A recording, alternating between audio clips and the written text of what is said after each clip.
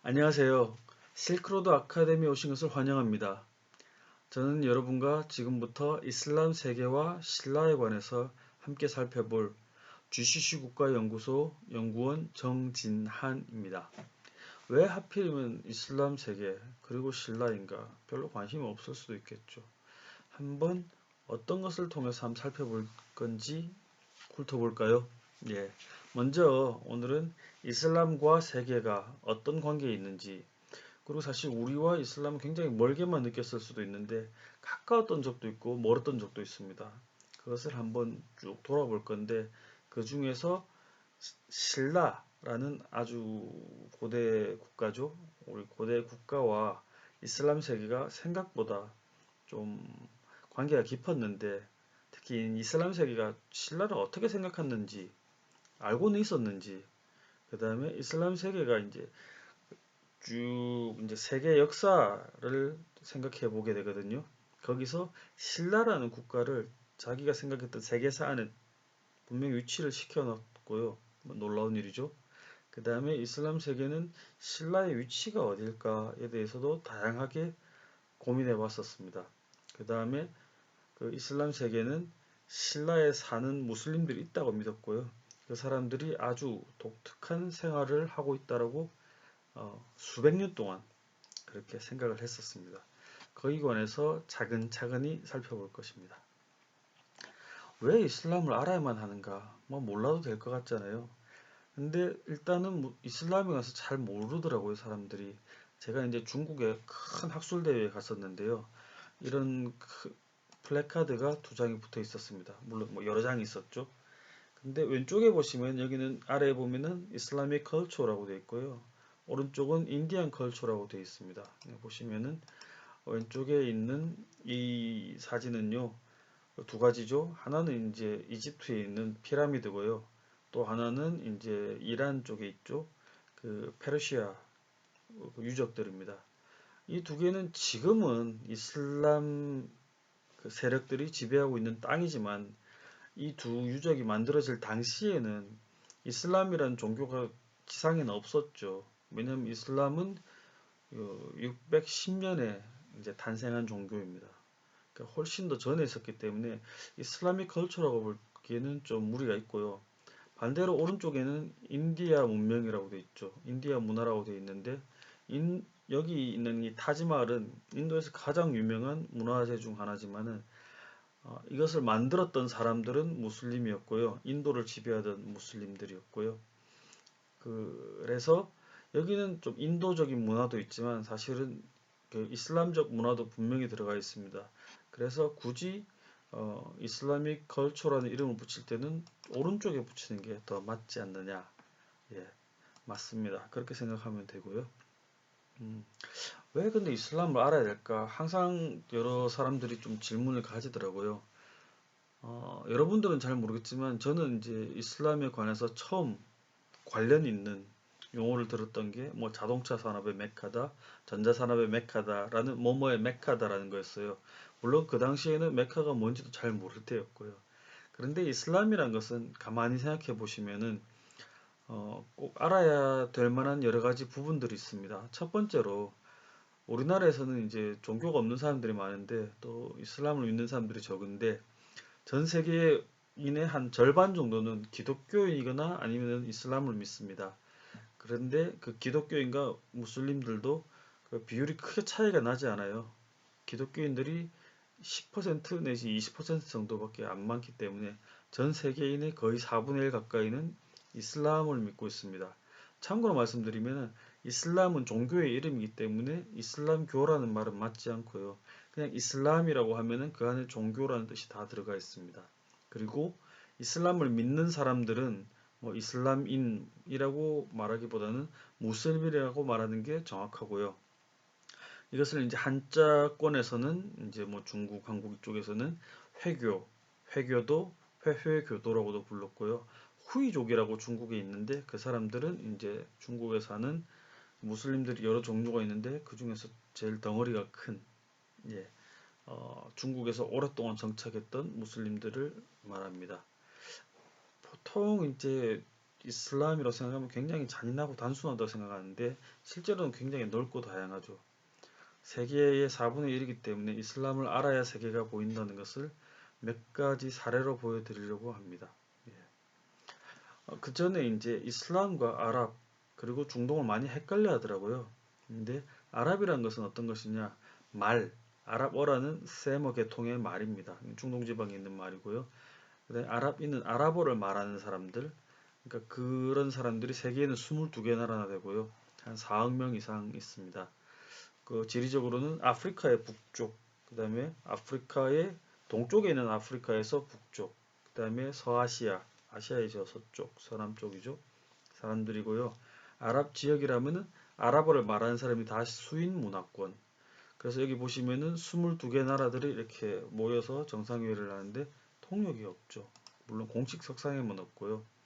아랍어를 쓰는 쪽이 이렇게 다양한데 그 중에서는 이제 글로 쓰는 아랍어는 딱 하나밖에 없는데요. 표준어가 말로는 굉장히 다양하고 외래어가 많이 섞여 있어요.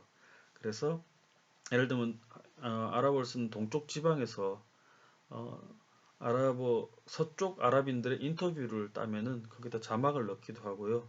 그다음에 위키피디아 같은 경우에는 아랍어라는 코너가 있을 때 이집트어라는 코너를 따로 만들기도 해요. 별로 많지는 않은데 그 아랍인 전체에서 이집트인들이 한 4분의 1쯤 됩니다. 예, 그 사람들은 자기네 그 사투리를 따로 이제 이렇게 써보고 싶어 하더라고요. 예. 중동이라는 개념이 있죠. 중동은 이제 일단은 유럽의 동쪽에 있는 세계인데요. 대체로 그 사람들은 이제 인도를 굉장히 중요시했기 때문에 특히 영국 사람들은 인도보다 가까운 쪽에서 일정 부분을 중동이라고 하고 인도보다 아주 멀리 있는 부분을 그 극동 원동이라고 했었어요. 여기 보시면은 보이시죠? 예, 멀리 있으니까 끄트머리에 있으니까 극동이라고 했고 인도보다 좀 동쪽이죠. 그 다음에 중동 같은 경우는 인도보다는 더 서쪽에 있는 그런 아시아 지역인데 아시아가 아프리카를 포함하고 일부 유럽도 포함하죠. 보면 터키 같은 경우는 이스탄불 그 수도의 반이 유럽에 있습니다.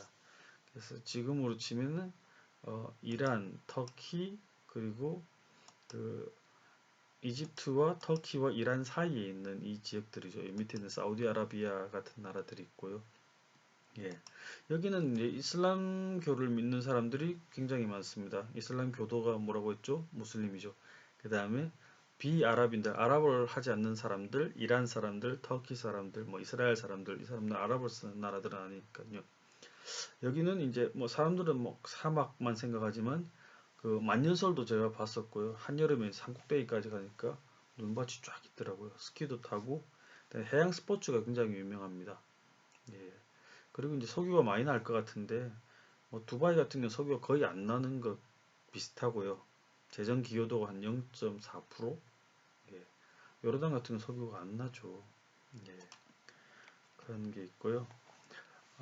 그 다음에 이제 이 지역들 여기 말했던 이 그 지역들을 잘 보시면은 재미있는 현상이 있습니다. 이슬람이 만들어졌던 것은 여기 있는 아래에 있는 빨간색 이 메카라는 지역이고요. 그 다음에 조금 더 위로 가면은 이제 이스라엘이 있어요.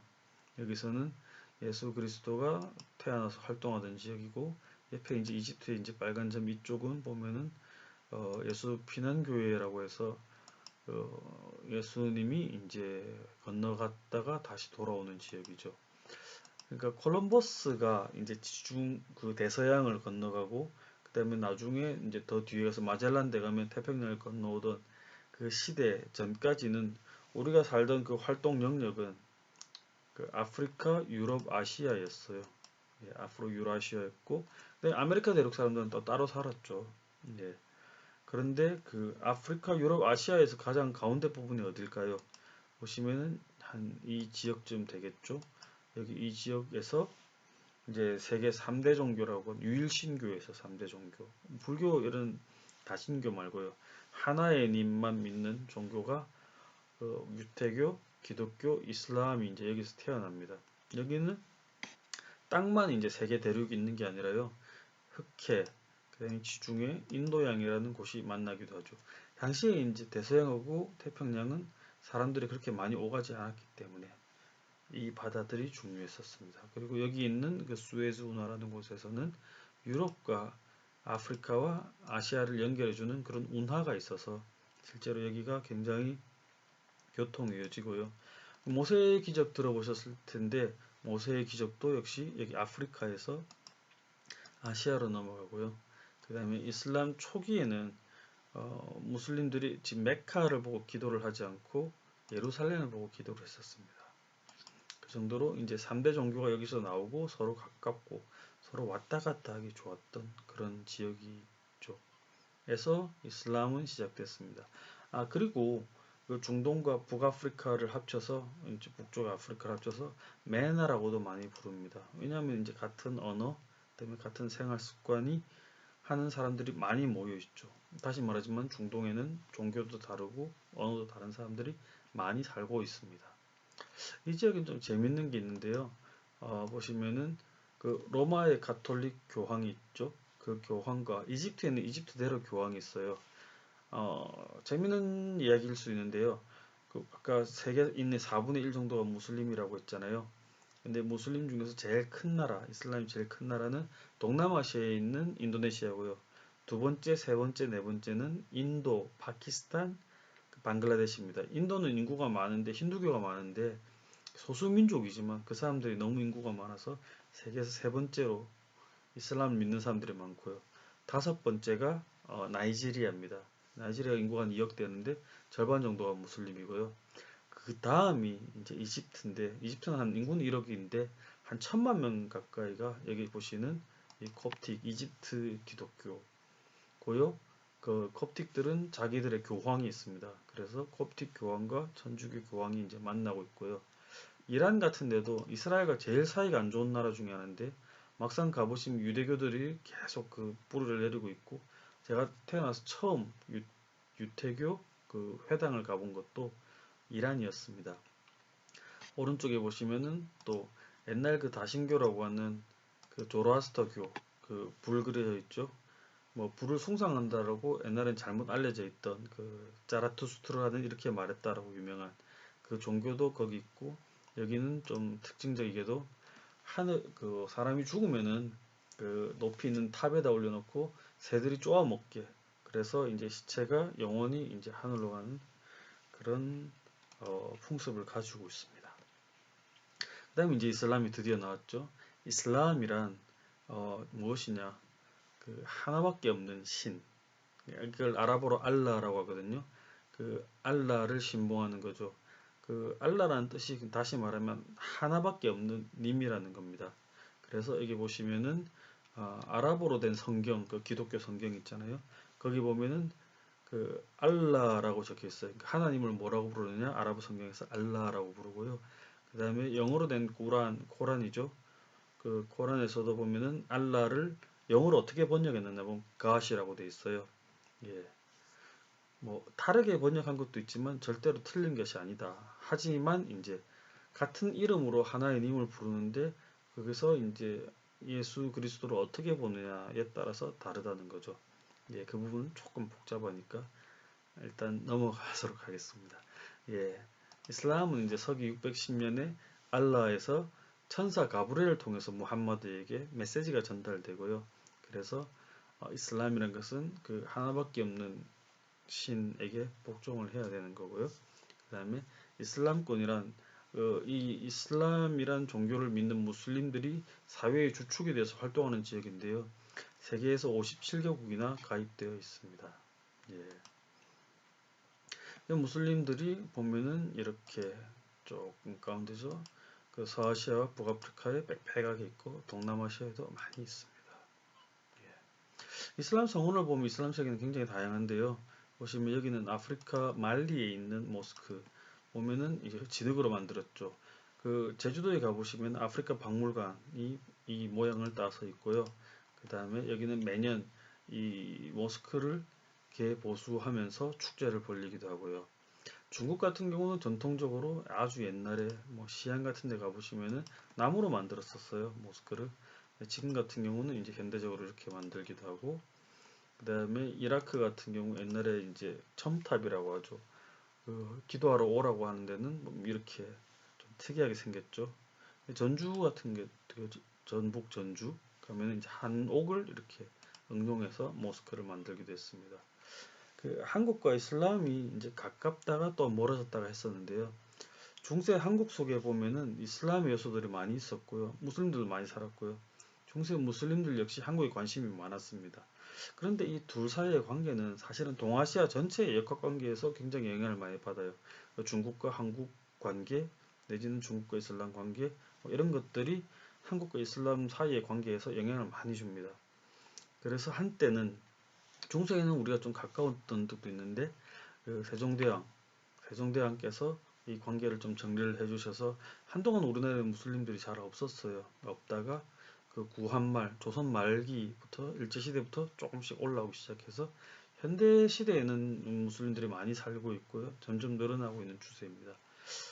미래에 관해서 한번 생각해 볼 수 있는 기회가 우리 지금까지 역사를 쭉 살펴보면은 어, 지금부터 이제 현재와 미래가 어떻게 될 것인지에서 좀 더 창의적인 생각을 해 보실 수 있을 것입니다. 먼저 이슬람 세계와 우리나라에 관해서 가까웠다고 말할 것 중에서 대표적인 예가 해초 스님 들어보셨죠? 해초 스님은 이제 흔히들 한국 최초의 세계인이라고 보통 말하는데요. 왜 그러느냐? 중국으로 가서 거기서 어린 시절에 지금 보시면 지도와 같이 동남아시아로 이제 갔다가 그 공부를 하기 위해서죠. 예, 불교를 공부하기 위해서 중국까지 가셨어요. 근데 중국에서 그 대부분의 사람들은 뭐 한국, 일본, 중국 사람들 말할 것 없이 그 인도에 간다 하면은 거기서 정착을 하죠. 보통 뭐 스리랑카에서 정착을 하기도 하고 인도 본토에서 정착을 하고 아니면은 뭐 그냥 거기에서 이제 중국으로 돌아오기도 하는데 이분은 특이하게도 지금 이란 지역이죠. 이란의 동쪽 끝 지역, 이 니샤푸르라는 곳에까지 가셔서 직접 무슬림들을 만났고요. 이런 그 무슬림들을 직접 본 그 스님들, 동아시아에 있는 스님들은 제가 알고 있는 한 그리고 거의 학계에서 정설로 거의 처음으로 받아들여지고 있습니다. 예. 그 스님도 그 여로가 되게 길잖아요. 근데 보면은 그 해조 스님이 남긴 왕호천 축국전이라는 책은 더 이제 미묘하죠. 그 처음에 이제 경주에서 출발을 하셨죠. 근데 그분이 이제 중국에 가서 공부를 하시다가 아까 보신 것처럼 동남아시아로 인도로 갔다가 이란에서 우마야 제국이라는 이슬람 제국을 경험하고 중앙아시아를 거쳐서 중국 오대산에서 돌아가셨는데 스님은 돌아가셨는데 그 스님 남긴 기록은 그 돈황이라는 그 지금의 신장 위구르죠. 그쪽에서 발견이 돼서 프랑스로 일단 가져갔어요. 프랑스인이 발견했기 때문에 그 다음에 나중에 서울로 이제 돌아와서 전시를 하게 되는데 이게 이제 KTX 공사할 때 우리한테 완전히 달라고 해서 그 이거를 받는 조건으로 KTX 공사를 프랑스한테 맡겼는데 프랑스가 공사를 하고 나서 말을 싹 바꿔버리죠. 그래서 대여를 할 수밖에 없는 그런 상황이 되었습니다. 이슬람 세계는 이제 신라의 백제나 발해에 대한 기록은 없고요. 신라에 대한 기록은 엄청 많습니다. 물론 고려에 관한 기록도 많고요. 신라에 관한 기록은 이제 고려는 좀 길게 씁니다. 길게 쓰는데 몇 개가 없고요. 신라에 관해서는 굉장히 짧지만 압도적으로 많은 23명의 저자가 27편을 썼어요. 그 중에서 이제 2편 빼고 나면 전부 신라가 망하고 썼고요. 천문, 지리, 역사, 서사시 많이 썼습니다. 한 9세기 중반부터 16세기까지 꽤 오래 썼죠. 신라 망하고 거의 다 썼습니다. 그 체류하고 있는 무슬림들, 신라에 체류하고 있는 무슬림들에 관해서 특히 눈에 띄게 썼습니다. 그 중에서 아주 신기한 것 중에 하나가 그거죠.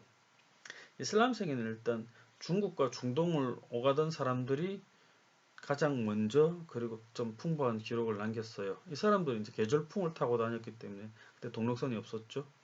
일단 동아시아에 오면 바람이 거꾸로 불 때까지 몇 달씩 아니면 아예 평생 살았었어요. 근데 이 사람들은 이제 비용도 많이 들고 시간도 많이 들고 위험하기도 하고 그러니까 정보가 많이 필요하죠. 경험을 해본 것이라든지 어디서 주워 들은 것들 그걸 가지고 이제 안내기를 이제 만들어서 자기들끼리 이제 정보를 돌리죠. 그 중에서 제일 유명한 것이 중국과 인도에 관한 소식, 아랍어로는 아흐바르스인와 힌드라는 것인데요. 여기서 이제 그 사람들의 이제 정보를 모은 술레이만이라는 사람이 신라에 갔다 온 동료는 없다라고 했어요. 그러니까 그렇게 활발하게 그 사람들이 신라에 왔다 갔다 한 것을 알고 있지는 못했던 것 같아요. 근데 그 9세기 전반, 그러니까 851년 있었으니까 전반기에 정보를 바탕으로 했겠죠. 그 사람들은 이제 무슬림들이 가는 중국의 국제항들이 있는데 거기가 이제 장보고 당시에 장보고 선단들, 그 청해진에서 온 사람들 그리고 그 중국에 있던 당시 당나라니까 당나라에 있던 신라인들이 있는 지역과 좀 겹치더라고요. 겹치다 보니까 그, 그 국제항에 있는 무슬림들이 신라에 관해서 좀 들은 것들도 꽤 많았을 것이다라고 생각하고요. 그 중에서 좀 특이한 게그 술레이만 같은 경우는 신라 사람들이 중국에 있는 주인이라고 자기는 표현했더라고요. 그 사람들과 선물을 교육하는데 선물 교환을 중단하면 비가 아예 안 내려버린다고 하죠. 그러면 이제 농사 짓는 나라에서 비가 안 나오면은 나라가 망하겠죠. 뭐 왕이 기우제를 지내야 되니까 그 정도로 우리나라하고 중국과 관계가 중요했다라는 것을 알고 있더라고요. 좀 신기하죠. 예. 그러니까 단순히 신라에 대해서 잘 모르는 게 아니라 진짜로 팩트에 바탕한 아주 정확한 사실을 잘 알고 있었고요. 그 다음에 그 당시에 일본에 관한 기록은 없더라고요. 근데 이제 여러 가지로 봤을 때 신라인들은 거기 많이 살았는데 중국에서 그리고 중국인들 눈에 띄었는데 일본인들은 그 전에는 그 중국 당나라까지 왔다 갔다 하는 배들이 많았었는데 견당사라고 하죠. 공식선. 그다음에 사무역도 많았는데 그 당시에는 일본이 스스로 천황이라고 하면서 사이가 안 좋아져 버려요. 그래서 일본에서 왔다 갔다 하는 별로 없으니까 신라가 더 눈에 띄죠. 근데 이 술레이만 같은 경우는 신라는 중국 항구에서 이제 바다를 건너가면 있다라고 이야기하고 딱 하얀 매가 있다라고 얘기했어요. 흰 매가 그 사람들한테는 매사냥도 유명하죠. 그래서 흰 매를 굉장히 중요하게 눈여겨 본 것 같습니다. 그러면서 신라인들의 피부가 굉장히 밝다 그랬었어요. 근데 이게 뭐 백인같이 밝냐 했었을 때 중국에서 나온 이제 양지공도라는 세계에서 온 사신들의 그림인데요. 여기 쭉 보시면 각지에서 온 사람들이 있습니다. 이 전체를 가져온 일부인데요. 근데 여기 보시면은 신라인, 고구려인, 백제인도 여기 들어가 있습니다. 근데 신라인들 보면 굉장히 피부가 희죠. 그러니까 그 무슬림들이 그 남쪽으로 오잖아요. 인도를 통해서 동남아시아를 통해서 중국 남부를 통해서 이제 신라인들을 보면은 피부가 훨씬 밝죠. 그래서 뽀얗다라고 얘기했었죠. 예, 이슬람 세계는 그 역사 속에서 신라를 갖다 좀 이해하려고 했어요. 그러니까 무슨 말이냐면은 일단 그 무슬림들은 이제 우주의 역사를 이슬람을 통해서 이해하려고 했고 사람의 역사도 그렇습니다. 그 중에서 제일 유명한 게 알마수드이라는 사람인데요. 예, 10세기 사람이죠. 이 사람은 전 세계를 확 돌아다니면서 현지인들에게 막 배웁니다. 배우면서 이슬람의 세계지리사, 이슬람으로 본 세계지리사를 만드는데 기독교하고 되게 비슷해요. 그러니까 처음에 이슬람도 기독교를 할아버지 종교, 아버지 종교, 그 다음에 그 유대교를 할아버지 종교인데 그 믿는 사람들이 좀 잘못 이해하고 있다. 똑같은 분에게 메시지를 받았는데 이렇게 이야기를 하고 있습니다. 근데 여기서 그러니까 그 사람들은 그 알마 소우디 같은 경우는 인류는 아담에서 출발해서 노아로 가죠. 대홍수 때 다 없어지고 노아의 아들 3명, 셈, 햄, 야벳을 통해서 전 세계로 퍼지는데 야벳의 큰 아들이 이제 동아시아의 조상이라고 하고요. 그래서 전 세계에는 아까 그 세 아들의 후손들이 7개의 큰 민족을 이루고 살았다고 생각했었어요. 그 각각의 민족들은 옛날에 한 명의 왕을 모시고 같은 언어를 썼다가 나중에 점점 분화되었다라고 얘기하죠. 예를 들어서 인더스 강에 있는 쪽하고 겐지스 강에 있는 사람들은 원래는 하나였는데 나중에 분리되었다라고 생각하고요. 중국과 한국도 옛날에는 같은 왕을 모시는 같은 말을 했다고 생각해요. 그러니까 문자를 우리는 그때까지 같은 문자를 썼고 외모도 비슷하잖아요.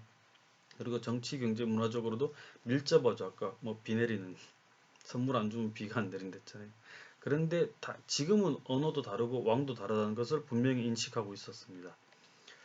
그리고 이제 그 무슬림들은 신라가 어디인지를 처음에 막 고민을 했었어요. 처음에는 중국에서 바다 건너라고 간단하게 생각했다가 나중에는 중국 그 항로를 따라오다 보면 중국의 가장 마지막 항구, 자기들이 가장 마지막에 서는 항구는 대부분 이제 양자강 근처였어요. 양쯔강 근처인데 거기서 건너편이라고 생각했는데 후대로 가면 점점 적도 근처라고 생각을 해요.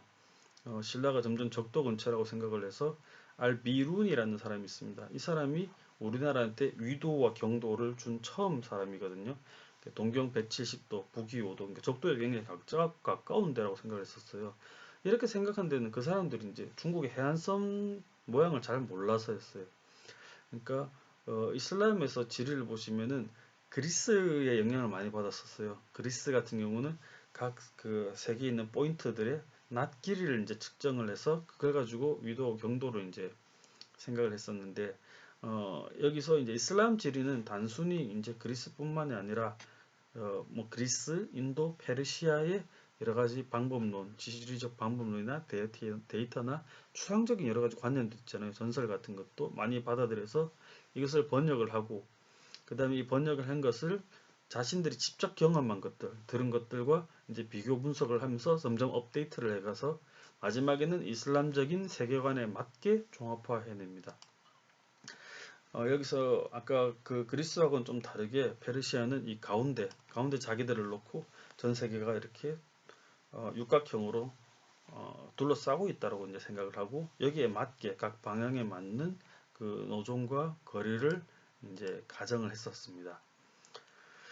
예, 아까 말씀드렸듯이 신라는 너무 남쪽에 있잖아요. 실제로 그렇게 남쪽에 있지 않은데 그렇게 생각한 이유가 이제 클라우디우스 프톨렘이라는 그 알렉산드리아에 있던 그런 한 지리학자가 있었어요. 이 사람이 이제 오해를 불러일으키죠. 여기 보시면은 여기가 중국이고 여기가 아프리카인데 중국과 아프리카가 붙어 있다고 생각을 해버린 거예요. 그러니까 인도양이 호수처럼 이렇게 둘러싸여 있다, 땅에 둘러싸여 있다라고 생각했는데 무슬림들은 여기 영향을 많이 받아서 중국 쪽이 이제 많이 내려와 있죠. 내려와 있는데 대신에 이제 아프리카가 떨어져 있는 건 알았어요. 그래서 인도양이 호수는 아닌데 그렇지만 땅이 이렇게 평평하게 와서 점점 아시아하고 이제 거의 평행되게 이제 온다라는 인식이 있었습니다. 그러다 보니까 문제가 하나 생깁니다. 예, 하나는 이제 후대로 가면 더 심해져요. 그래서 여기가 중국인데 옛날에는 이제 남북을 거꾸로 그랬었거든요. 그 이슬람 세계는 그렇게 이렇게 보는 게 지금으로 보면 맞죠. 원래 원형은 이제 글자를 보면 이렇게 돼 있었어요. 그러니까 여기가 아프리카고 여기가 아시아, 유럽인데 현대적인 방위 개념으로 보면 이렇게 보는 게 맞죠. 그래서 여기가 유럽, 여기가 아시아인데 여기 중국하고 아프리카가 거의 붙어 있는 것처럼 평행하죠. 근데 중국 대륙이 실제로는 이렇게 올라가잖아요. 북쪽으로 올라가는데 당시에 이제 무슬림들은 이렇게 내려간다. 동남쪽으로 내려갔다가 양쯔강 나올 때까지 양쯔강이 지나면 이제 올라간다고 생각을 했었어요. 그러니까 중국에 있는 여러 항구들이 그 항저우까지 갈 때 점점 동남향으로 간다 생각했고 신라도 그 연장선에서 양자강이 동남쪽 끝에 있으니까 중국 그 더 밑으로 가면은 양자강이 동남쪽이 돼버리죠. 그러니까 거의 적도까지 내려와 버리는 그런 형태로 이제 오해를 하게 됐었습니다. 그러다 보니까 아프리카하고 유럽이 너무 가깝다고 생각을 한 거예요. 그러니까 신라가 거의 적도 쪽에 있고 원래 동남아에 있던 와꾸와꾸라는 섬이 있었거든요. 그 둘이 옛날에는 달랐어요. 그래서 신라에는 황금은 있지만 원숭이에 관한 이야기는 없었고 동남아에 있는 섬은 황금과 원숭이에 관한 이야기가 있었는데 그래서 뭐 금이 너무 넘쳐가지고 금으로 이제 개의 줄도 하고 원숭이의 머리띠도 한다고 생각했는데 후기로 가면은 신라에 관해서 이런 그 아이디어가 똑같이 들어오더라고요. 즉 신라가 거의 동남아에 가까운 중국 옆으로 들어가고요. 원래 동남아에 있던 섬은 이제 아프리카로 이제 완전히 내려가 버립니다. 대신에 이제 신라와 와꾸와크 그러니까 아프리카에 있는 그 땅이 둘 다 함께 이 와꾸와크 여기거든요. 그 개줄과 원숭이 머리띠를 금으로 만든다라고 생각을 했었죠. 예, 이 사람들은 이제 신라에 사는 무슬림들에 관해서 이제 생각을 했었어요. 그 이슬람 제국 중에 제일 전성기였던 게 때가 이제 바그다드의 수도가 있는 아바스조라는 곳이었는데요. 그 아바스조에서 국정원장에 해당하는 사람이 어, 그 중요한 행정 지리서를 냅니다. 그러니까 지리서인데 이제 행정을 하기 위해서 중요한 거였어요. 이 사람은 여기 코라산이라는 이 동쪽 동네에서 왔기 때문에 바그다드는 이쪽에 있거든요. 바그다드로 오기 전에 이 집안 사람들이 이 동쪽에 있던 사람들이고, 그다음에 원래 그 이슬람을 믿지 않고 조로아스터교, 그러니까 동쪽으로 왔다 갔다 하는 사람들의 종교를 믿던 사람들이고, 그다음에 지방 행정이나 동쪽으로 가는 무역을 많이 하던 집안 출신이에요. 이 국정원장이. 그래서 이제 아무래도 동쪽 세계에 대해서 좀 밝고 많이 어릴 때부터 들었겠죠.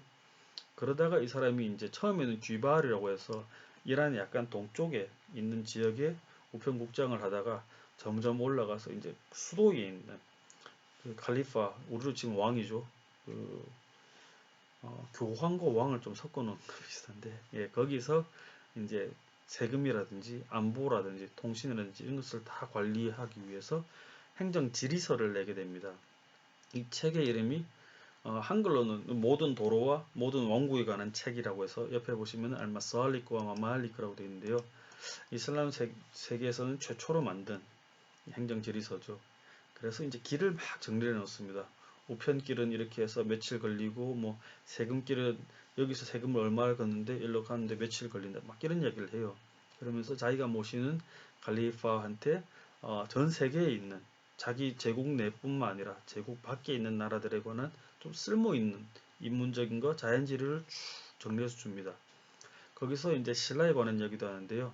신라는 이제 중국의 이제 항저우 건너편에 있고, 예, 항저우인지 아닌지는 여러 가지 논란이 있습니다. 근데 어쨌든 양자강보다 북쪽에 있는, 양자강 근처나 아니면 양자강보다 더 북쪽에 있는 그 지역에서 바다 건너에 가야 있고, 신라에는 황금도 많고, 근데 왕이 많다는데 아마 그것은 이제 신라 말에 반역자들이 자기가 왕이라고 많이 해서, 예, 그렇게 얘기인 것 같고요.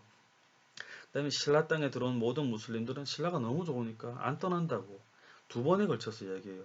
예. 이런 걸 쓴 적이 없거든요. 다른 지역에 관해서는 유단히 신라에 대해서 이렇게 쓴 거예요. 그래서 그 국정원장이 신라에 관해서 인식한 것들이 후대에 있는, 제가 아까 27편의 그 신라에 관한 기록을 찾았다고 했는데 그 중에서 한 20편 정도가, 예, 이 인식을 그대로 따라하게 됩니다. 예. 근데 이거 쾌적해서 아무도 안 떠난다, 좀 이상할 수도 있잖아요. 왜 무슬림들이. 근데 나중에는 막 너무 쾌적하다는 얘기를 하다 보니까 막 너무 과장하게 되는 거예요. 예를 들면 한 까주인이라는 사람, 예, 한 300년 뒤의 사람인데, 이 사람은 신라 땅이 너무 좋아가지고 물을 뿌리면은 그 용년, 그제도 이제 호주에서 그 용년을 주워가지고 로또 당첨됐다 그러죠. 그 오징어, 그 향유 고래, 큰 고래가 이제 대왕 오징어를 먹으면은 그 주둥이가 소화가 안 되면은 이게 뱃속에 쌓였다가 그 뱉어내면은 만드는 그 향수, 귀한 향수가 있습니다. 그러니까 신라 땅에는 그냥 물만 뿌려도 그 냄새가 난다는 거예요. 말이 안 되죠.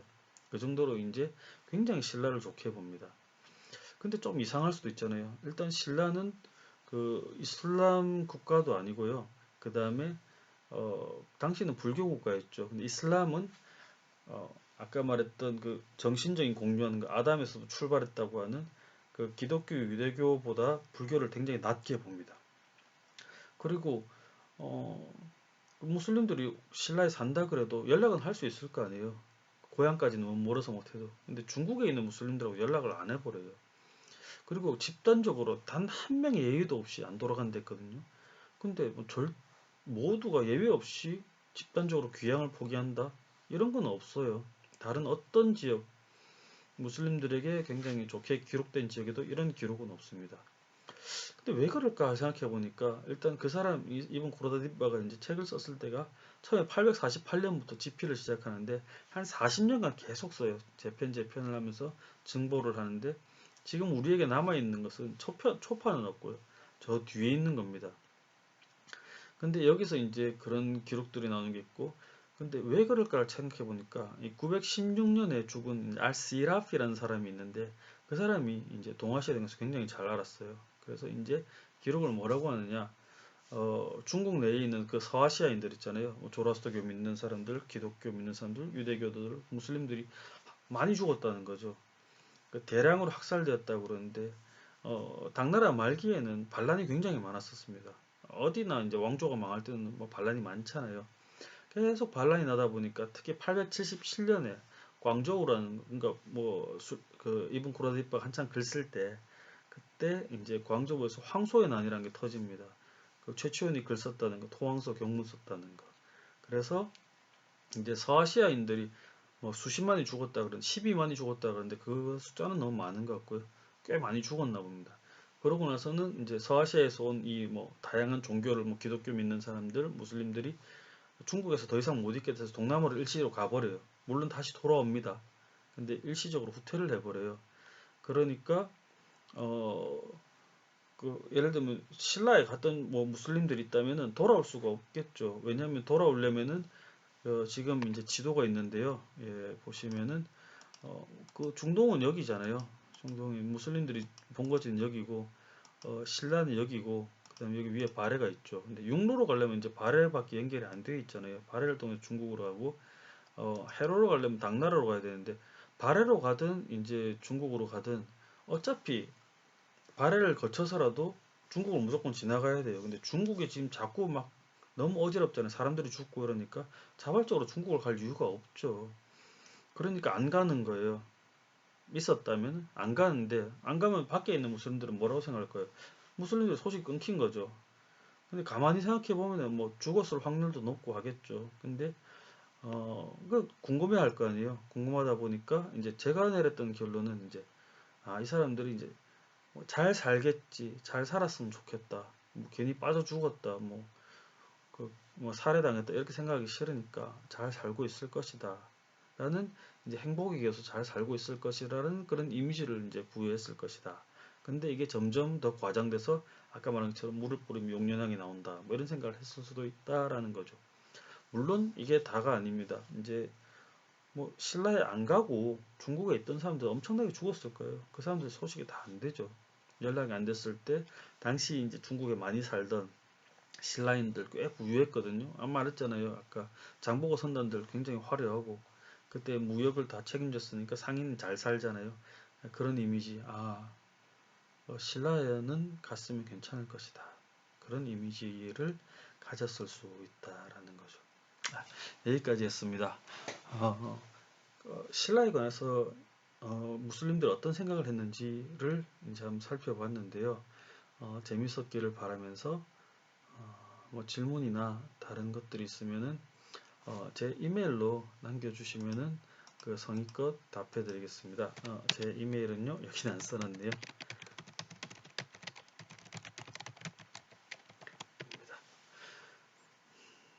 반갑습니다. 예, 앞으로도 실크로드 아카데미에서 좋은 정보 많이 얻기를 기대합니다. 정진환이었습니다.